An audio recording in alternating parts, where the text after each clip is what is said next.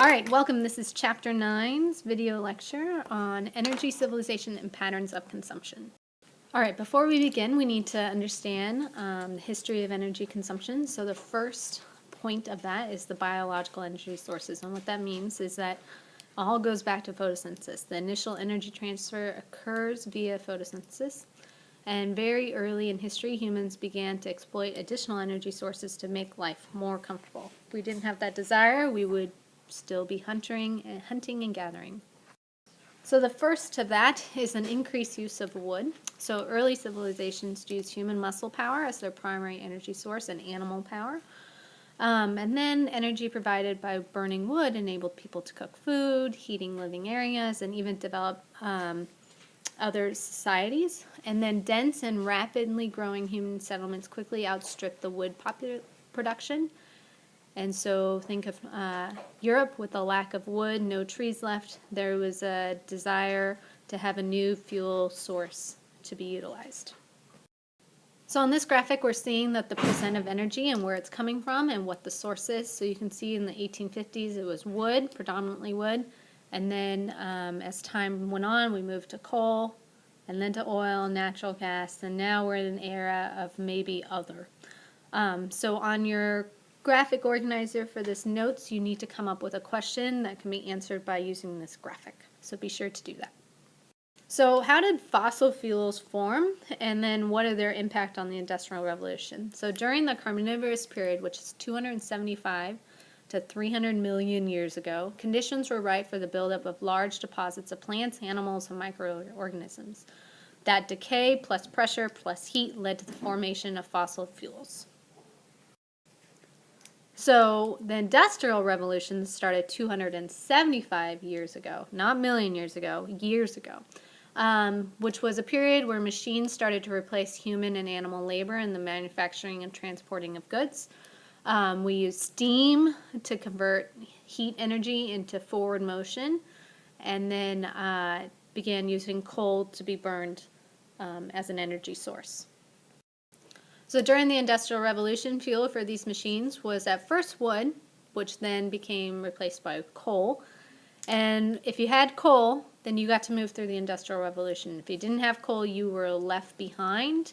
So that's why some countries moved through the Industrial Revolution and others did not. The Industrial Revolution allowed factories to expand, and therefore we needed larger areas of people to run the machinery in the factories.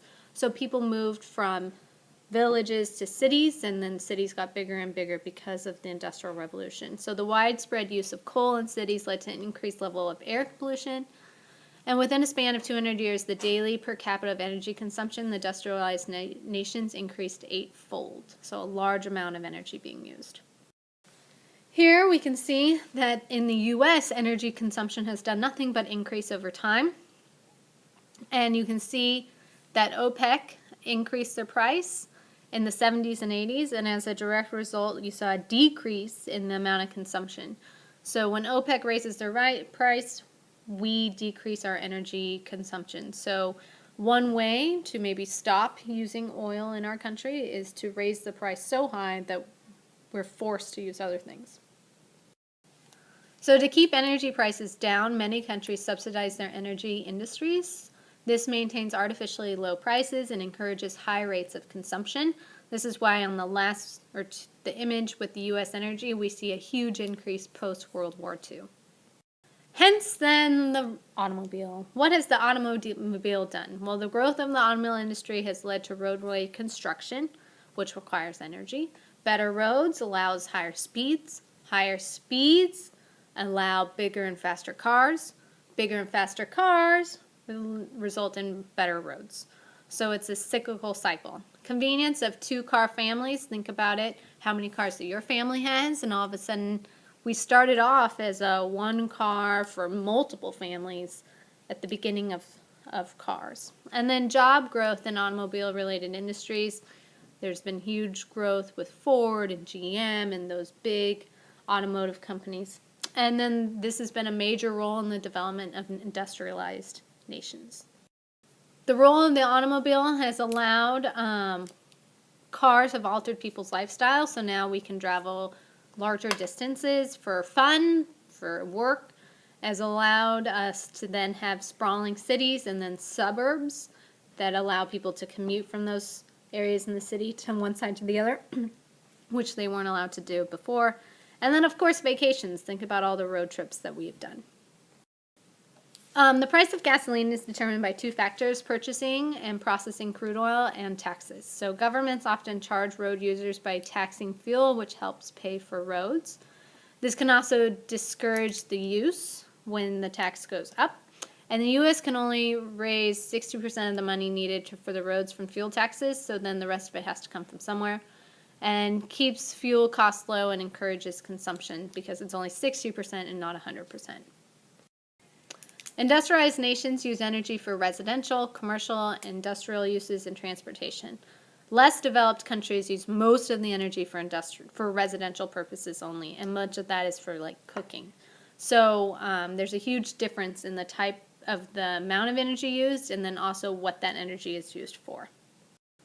So countries with high GDP use large amounts of energy, but use a lower percentage per capita energy for residential and commercial needs. So what that means in North America, 30% of energy is used for residential and commercial, where 75% of that 30% is used for air conditioning, heating, and water heaters. In India, 90% of the energy is used for residential and commercial, and almost all of that is for cooking. Total amount of energy required in a country's industrial sector depends on the industrial process and use. So many countries use inefficient processes that could reduce the energy consumption by converting it to more efficient means, but that means that the company would have to pay more, and companies don't want to do that, so therefore they continue to use inefficient processes. So those need for capital investments, you have to have money to make those investments, and many low-income developing countries don't have that capital. So mass transit, a solution, right? Well, it's not used very, very well in the U.S. So mass transit is systems that are most efficient in countries with dense population, and most of the countries heavily tax fuel, increasing the appeal for mass transit. And the U.S. in particular has policy that has kept the energy costs low, thus supporting the automobile industry.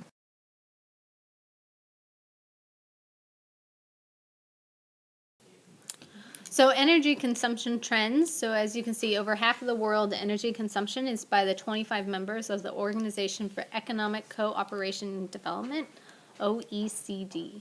So remember, oil, natural gas, and then coal for energy consumption trends. Also known as on-call. Remember, ONC. Okay, here we see that the world energy consumption and the increase over time. That is the general trend. And then we also see where OPEC raises their prices and then the decrease that follows afterwards, or the flattening.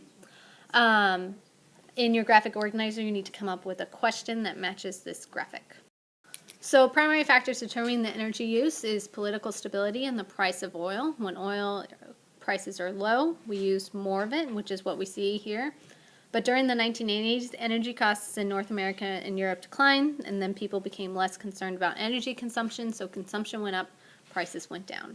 Energy consumption behavior of most people is motivated by economics rather than a desire to use the energy resources correct.